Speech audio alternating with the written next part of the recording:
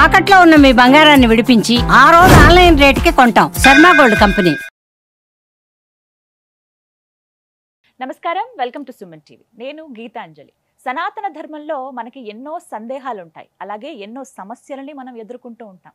వీటన్నింటికీ కూడా ఒక పరిష్కారం ఉంటుంది అని చెబుతారు. వాటిని నివృత్తి చేసేందుకు, మనకున్నటువంటి సందేహాలకి ఒక సమాధానం ఇచ్చేందుకు ప్రస్తుతం మనతో పాటు ఉన్నారు శ్రీ విద్యాపీఠం వ్యవస్థాపకులు. గత 45 సంవత్సరాలుగా శ్రీ విద్య ఉపాసన చేస్తూ ఎంతో మందికి మంత్రోపదేశం చేసిన శ్రీ గురు కరుణామయ్య గారు మనతో పాటు ఉన్నారు. గురుగారితో మాట్లాడి మరిన్ని విషయాలు తెలుసుకుందాం. గురుగారు నమస్కారం అండి. నమస్కారం. గురుగారు, నా ప్రశ్న, ప్రతినిత్యం పూజ చేస్తాము, వీలు పడనప్పుడు ఒకసారి దైవనామస్మరణ చేసుకుంటాం, మన పనుల్లో మనం నిమగ్నం అయిపోతాం. ఇందులో భాగంగా ప్రతినిత్యం పఠించవలసిన మంత్రాలు ఏమైనా ఉన్నాయా? ఇవి పఠిస్తే అప్పటికప్పుడు ఆ ఆపదల నుంచి బయటపడటం కానీ, శక్తి రావటం కానీ, నిస్సతో పోయి ఉత్తేజం అవ్వటం కానీ, ఇలాంటివి జరిగి ప్రతినిత్యం మేము పఠించవలసిన మంత్రాలు కానీ, స్తోత్రాలు కానీ, ఏవైనా శ్లోకం కానీ ఏదైనా? మీరు మంత్రం అన్నారు,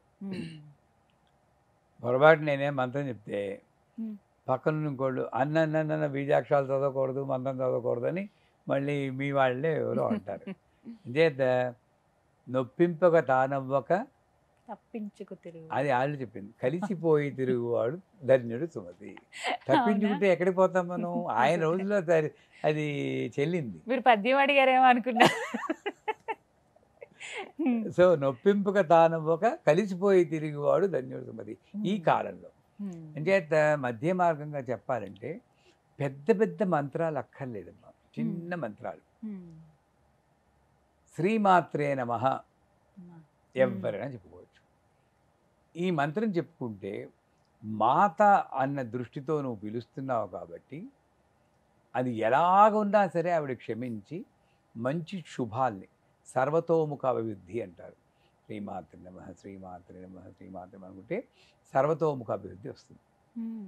అంటే లక్ష్మికి, శ్రీ అంటే లక్ష్మి, శ్రీ అంటే సరస్వతి, లక్ష్మీ సరస్వతికి తల్లి, ముగురమ్మల కన్న మూలపటమ్మ పెద్దమ్మ, ఆ పెద్దమ్మను పిలుస్తున్నారు అన్నమాట. అది శ్రీమాత్రే నమః. ఇందాక చెప్పుకున్నాం ఓం నమో నారాయణాయ అన్న మంత్రం కానీ, ఓం నమో భగవతే వాసుదేవాయ అన్న మంత్రం కానీ, ఇది విష్ణు స్మరణ. ఈ విష్ణు స్మరణ విష్ణు స్థితికర్త. స్థితికర్త ఏం చేస్తాడు? సంసారంలో పడేసింది ఆయనే, దాన్ని ఎలా నెగ్గుకు రావాలని చెప్పేది ఆయనే. అంచేత ఇటు భోగము మోక్షము రెండిటికి మార్గం చూపించేవాడు విష్ణువు. అంచేత ఓం నమో నారాయణాయ, ఓం నమో భగవతే వాసుదేవాయ అనుకుంటూ ఉండగలిగితే ఈ యొక్క నాలెడ్జ్ వస్తుంది. తర్వాత ఇంకొక మంత్రం ఉంది, శరవణ భవ. ఇది సాధారణంగా ఆడవాళ్ళకి ముఖ్యంగా సంతానలేమి, ఈ బహిష్టు సమయంలో ఇబ్బందులు, భార్యాభర్తల మధ్య అన్యోన్యత లేకపోవడం, పెళ్ళిళ్ళు కాకపోవడం, ఇవన్నీ సంతానం బలహీనంగా ఉండడం, ఇవన్నీ వస్తాయి. ఇవన్నీ కూడా ఏరియా ఇక్కడ నుండి స్వాదిష్టానం, ఫిలోపియన్ ట్యూబ్స్ అని, ట్యూబ్ బ్లాక్ అవడం, గర్భ సంచి కానీ ఇన్ని ఇక్కడ ఉన్నాయి. సో ఈ ఏరియాలో ఉన్న ఆ దోషాన్ని సర్పదోషము అంటారు. మా వారు, నీకు సర్పదోషం ఉంది, శాంతి ఏం లేదు. లాజికల్గా చూస్తే సర్పాన్ని కంట్రోల్ చేసేది ఏది? నెమలి. నెమలిని అధిరోహించిన వాడు ఎవరు? సుబ్రహ్మణ్య స్వామి. అంచేత ఇటువంటి దోషాలని పోగొట్టే ఒకే ఒక షడక్షరీ మంత్రం అంటారు. ష. మీరు పలుకుతున్నప్పుడు నా నోటిని చూడండి. ష, ర, వ, ణ, భ, వ. అంటే నా నోట్లో నాలుక రకరకాలుగా తిరుగుతుంది. ఈ యొక్క కదలిక వల్ల ఈ నాలో ఉన్నటువంటి ఎంజైమ్స్ అనండి, కెమికల్స్ అనండి, ఇవి రకరకాలుగా ఉత్పత్తి చెంది నాలో ఉన్న కోపాన్ని, ఈర్ష్యని, కామక్రోధ లోభమోహ మదమాత్రాలని, అరిషడ్వర్గాలు 6 శత్రువుల్ని అదుపులో ఉంచే శక్తి శరవణ భవ. సర్పదోషాన్ని కొంతవరకు బాగా శరవణ భవ, రాన్న రాలాగే పలకాలి. శరవణ భవ, శరవణ భవ, శరవణ భవ అని. ఇది మూడవ మంత్రం.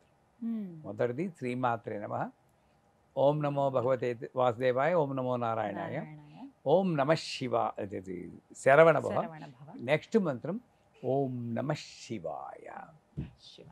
శివజ్ఞానము అంటే బాగా సమస్యల్లో ఉన్నారు, ఇది సాల్వ్ అవ్వటం లేదు అని మీకు తెలుసు, ఉమ్, ఇది సాల్వ్ అవ్వమేమో అని కూడా ఉంటుంది.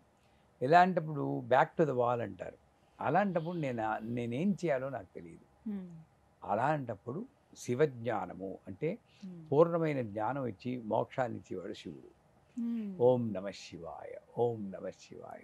దానికి కూడా వీళ్ళు దీక్ష ఉండాలంటారు. అది నేను వాదించదలుచుకోలేదు. ఉమ్, ఆ ఓం నమ శివాయ మంత్రం మీరు పఠిస్తూ ఉంటే ఆ శివుడు ఇక్కడ ఉంటాడు ఆజ్ఞాచక్రంగా. అక్కడ వర్తమానంలో ఉండి స్థితిని కలిగిస్తారు. ఉమ్, భూతానికి వెళ్ళి ఏడవడం కానీ భవిష్యత్తును ఊహించి ఫ్రస్ట్రేట్ అవ్వడం కానీ లేకుండా వర్తమానంలో శాంతినిచ్చేవాడు శివుడు. ఉమ్, ఇంక చివరిగా యాక్చువల్గా ఈయన పేరు ముందు చెప్పారు, ఆయన కోపం వస్తుందేమో అని అంటారు కూడా వీళ్ళు. గణపతి. విఘ్నేశ్వర్. ఉమ్, అన్ని పనులు విఘ్నాలు చాగిపోతుంటే ఉమ్, గం గణపతయే నమః. గణపతి. పూర్తిగా చెప్పాలంటే ఓం శ్రీం హ్రీం క్లీం గ్లౌం గం గణపతి సర్వధర్మే స్వామి స్వాహ దీనికి దీక్ష ఉండాలి. ఉమ్, బట్ గం గణపతియే నమకి దీక్ష అక్కర్లేదు. అవసరం లేదంటారు. నాకు అమెరికాలో ఒక సమస్య ఇచ్చాడు. ఉమ్, అష్టావధానం శతావధానంలో అవధానాలకు ఇస్తూ ఉంటారు కదా గరికపాటి వారికి వాళ్ళకి. ఉమ్, నాకు అవేమి తెలియవు. నాకు ఇచ్చిన సమస్య ఏమంటే ఒక 40 మంది అమెరికన్లకి భగవంతుడు అన్న పేరు లేకుండా శ్రీవిద్యను నేర్పించాను. ఉమ్. ఎలా అంటారు? భగవత్ శబ్దం రాకూడదు, శ్రీవిద్యను నేర్పించాడు. హా, అమ్మా అని తెలుసుకుని మొదలెట్టాం. మంత్రం రాకూడదు, మంత్రం అన్న పదం రాకూడదు, భగవంతుడు అన్న పదం రాకూడదు. హా, సో ఇదే ఫస్ట్ మొదలెట్టేది గమ్మే. ఉమ్, అప్పుడు ఇగో లోయర్ రిఫ్లెక్సెస్లో మీకు యాంగరు లస్ట్ గ్రీడ్ ఉంటుంది. దాన్ని కంట్రోల్ చేయాలంటే ఒక సౌండ్ ప్రొడ్యూస్ చేయాలి base of the spinal cord దగ్గర నుండి.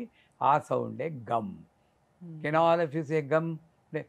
ఆ గమ్ అన్నప్పుడు ఈ మజిల్స్ని ఇలా కంట్రాక్ట్ చేస్తూ చెప్పండి. ఉమ్, మూలాధారాన్ని ఆ పదం వాడకుండా యాక్టివేట్ చేస్తూ ఇలా కంట్రాక్ట్ చేస్తూ చెప్పండి. అంటే ఇలా కూర్చున్నారు, గమ్ గమ్ గమ్ గమ్ గమ్ గమ్ గమ్ అన్నారు. Um, wow, great, um. Ganapati అయిపోయింది అక్కడ. హా, అలాగే ఒక్కొక్క చక్రానికి శబ్దాల్లో పెట్టుకుని వాళ్ళు మొత్తానికి శ్రీ విద్య అంతా నేర్పలేం, ఉమ్, బేసిక్ నేర్పగలిగాం అమ్మదే వల్ల. అలాగా గమ్ అన్న బీజాక్షరం గణపతి సంబంధించింది. ఉమ్, గమ్ అంటే కొంతమంది నార్త్ ఇండియన్స్ గంగ్ గణపతి అంటారు, ఆ, ఆ హాఫ్ గం మాత్రలాగా. గమ్. గమ్ గణపతియే నమః. ఉమ్, ఈ మంత్రాన్ని చెప్పుకుంటే విఘ్నాలు అన్నవి బయట లేవమ్మా, ఉమ్.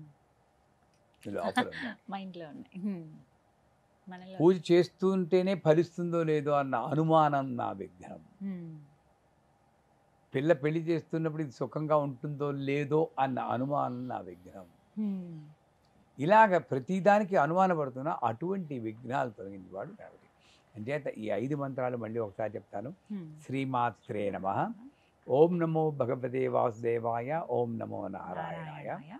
ఉమ్, తర్వాత శరవణ శరవణ భవ. భవ, ఉమ్, ఓం తర్వాత నమః ఓం నమ శివాయ. శివాయ, ఉమ్, గం గణపతి గణపతే నమః. నమః. అందరికీ డౌట్ వచ్చు, 5 చెప్పాలండి రోజు అంటారు. ఉమ్, ఏది నీకు నచ్చితే కొన్నాళ్ళు అది చెప్పుకోండి, సరదాగాను అది చెప్పుకుంటూ ఉండండి. ఉమ్, కాకపోతే ప్రతిరోజు కూడా ఇష్టపడుతూ చెప్పాలి. ఇది వస్తే ఇది చెప్తుంటే ఆనందం ఉంది అని. ఎన్నిసార్లు పట్టించాలి? ఎన్నిసార్లు ఊపిరితో ఇష్టం. సమానంగా పడితే పడుతుంది మంత్రశాస్త్రం. ఉదాహరణకి ఇప్పుడు జపమాల చాలా మంది చేస్తూ ఉన్నారండి, వారికి నచ్చిన స్మరణ చేసుకుంటాం. అలా జపమాల ద్వారా ఇలా చేసుకోవచ్చు అంటారా? కాంట్రోవర్సీలో దింపడం మీ అలవాటు నన్ను. అలా కాదు గురువుగారు, ప్రతినిత్యం కొంతమందికి అలవాటు ఉంటుంది. మా గురువు గారు చెప్తారు, ఉమ్, జపమాల మంచిదే, ఉమ్, కానీ దాంట్లో ఉన్న ప్రమాదం ఏమిటంటే ఉమ్, ముందు ఇలా కూర్చుంటారు చాలా సర్దుకుని, ఉమ్, ఇలా ఇది పెట్టుకుంటారు, ఈ జపమాల తిప్పుతుంటారు. ఉమ్, ఈ తిప్పుతూ ఉన్నప్పుడు ఈ మాల ఎక్కడైనా అడ్డుకుందంటే అదొక ఇబ్బంది. ఈ కాన్షియస్నెస్ ఇక్కడ ఉంది. ఇలా కూర్చుని వాడు కొంతసేపటికి ఇంకా రాలేదే పెద్ద పూజ, ఇక్కడ కోసం ఇంకా ఓపిక ఉంటుంది అక్కడ, వచ్చేస్తుంది. ఇలాగే చేసి వాళ్ళే 99%. ఉమ్, ఈ కాన్సన్ట్రేషన్ ఎక్కడుంది? పెద్ద పూస మీద ఉంది, ఉమ్. పెద్దమ్మ మీద లేదు. కరెక్ట్ అది. రెండోది ఉమ్, రుద్రాక్ష ఆవిడికి పనికిరాదు. హా.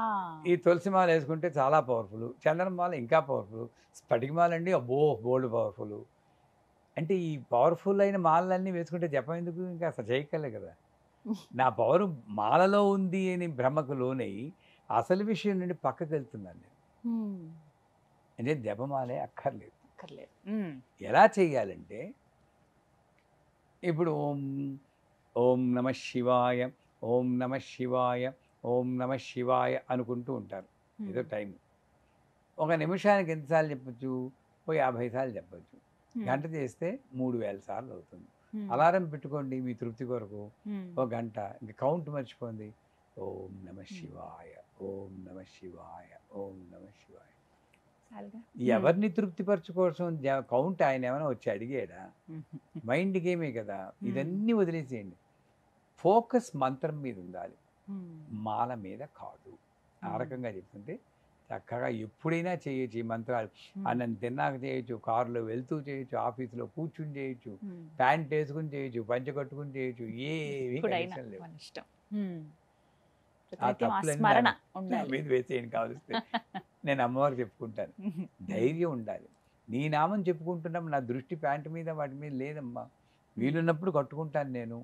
ఉత్తప్పుడు జర్నీలో నేను టైం వేస్ట్ చేయదలుచుకోలేదు. ఆఫీస్కి వెళ్ళాలంటే ప్యాంట్ వేసుకోవాలి. ప్యాంట్ వేసుకున్నాను మంత్రం మానేస్తే ఆ టైం నా లైఫ్లో లేదు. అంటే అప్పుడు కూడా నేను చదువుతాను, శిక్షిస్తే శిక్షించుకో. ఆ ధైర్యంతో నువ్వు చదవగలిగితే ఈ 5 మంత్రాలు ఏ మంత్రం చెప్పినా సరే, జీవితాంతం ఒక్క మంత్రం చెప్పినా చాలు, ధరించబడుతుంది. చాలా చక్కగా వివరించారు గురుగారు. ధన్యవాదాలండి.